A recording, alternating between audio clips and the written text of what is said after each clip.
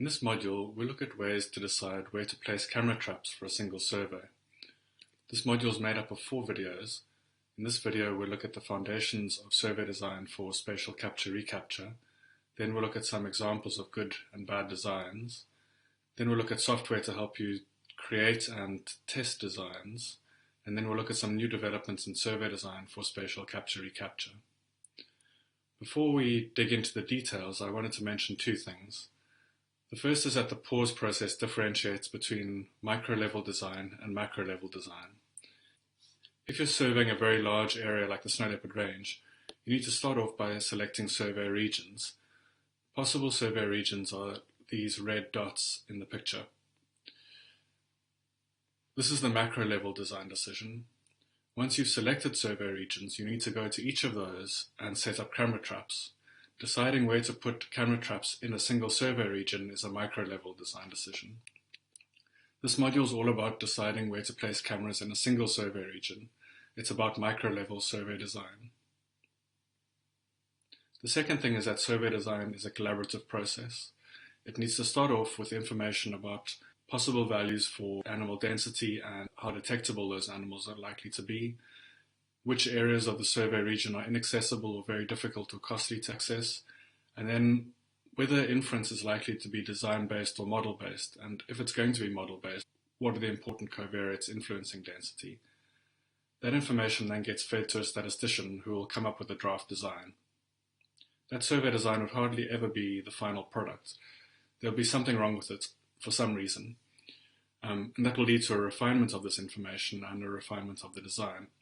That process will need to go around several times before something that has both good properties statistically and is also practically implementable is arrived at. So I just want to emphasize this collaborative nature of survey design. What does it mean for a survey design to have good statistical properties? Well, survey designs can be done for many reasons, but most often what we're trying to do is estimate animal abundance or density precisely and without bias. So what does this mean? Let's first look at the without bias part. After a survey, we're going to want to make statements like, we estimated snow leopard density to be 1.1 animals per 100 square kilometers. We know that that estimate of 1.1 won't be exactly right. In some surveys it'll be a little bit too high, and in some surveys it'll be a little bit too low. What we want to avoid is for the estimate to be consistently too high or consistently too low. If that's the case, then the estimate is biased, and the most common reason for a biased estimate is a biased survey. To avoid bias, we want to avoid sampling good or bad snow leopard habitats preferentially. Let's look at precision now. After a survey, we won't just want to make a statement about a point estimate, but we'll also want to give a confidence interval indicating how uncertain we are in our estimates. So we want to make a statement like, we estimated snow leopard density to be somewhere between 0.9 and 1.4 animals per 100 square kilometers with 95% confidence. We want that interval to be as narrow as possible, so we want to minimize uncertainty in our estimates. The most common way to achieve a narrow confidence interval is by getting a big sample size. Let's look a little bit more closely at what we mean by precise density estimates. In snow leopard surveys, you might often come across the term CV and hear of a survey having a CV of 20% or 30%. What does that mean? What is a CV? The CV is the coefficient of variation, and it's basically just a way of standardizing uncertainty. Technically, the coefficient of variation is the standard deviation of an estimate divided by the estimate itself. So if we say that the CV of an estimate is 20%, we mean that the standard deviation of that estimate is 20% of the estimate itself. There's a close relationship between the coefficients of variation and the width of the confidence interval. Here I've given the standard formula for the 95% confidence interval of an estimate. If an estimate has a CV of 20%, that means that the standard deviation is 20% of the estimate. And so we can replace that standard deviation by 20% of D.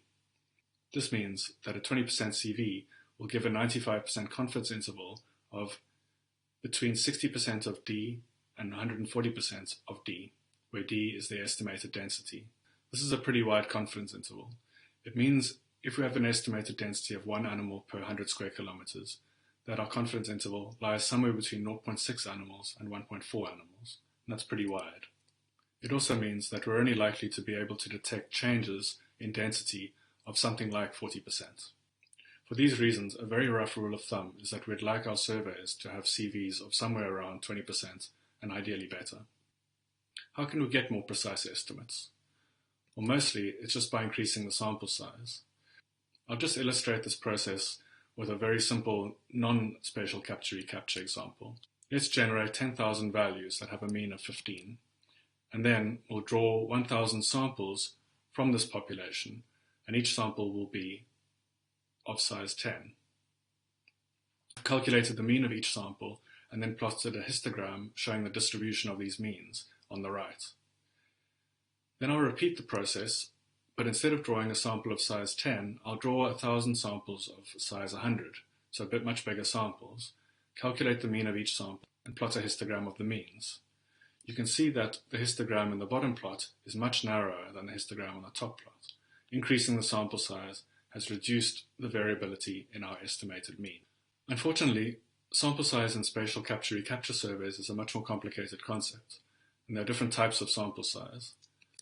One important sample size is the number of unique animals we detect with our survey. This tells us something about animal density. Another important kind of sample size is the number of detections we get other than the first detection of an animal. These are known as recaptures. Recaptures tell us something about the detection process. In spatial capture-recapture, we model animal detection using a detection function. The detection function models the probability or number of times we detect an animal on the y-axis against the distance from an animal's activity center on the x-axis.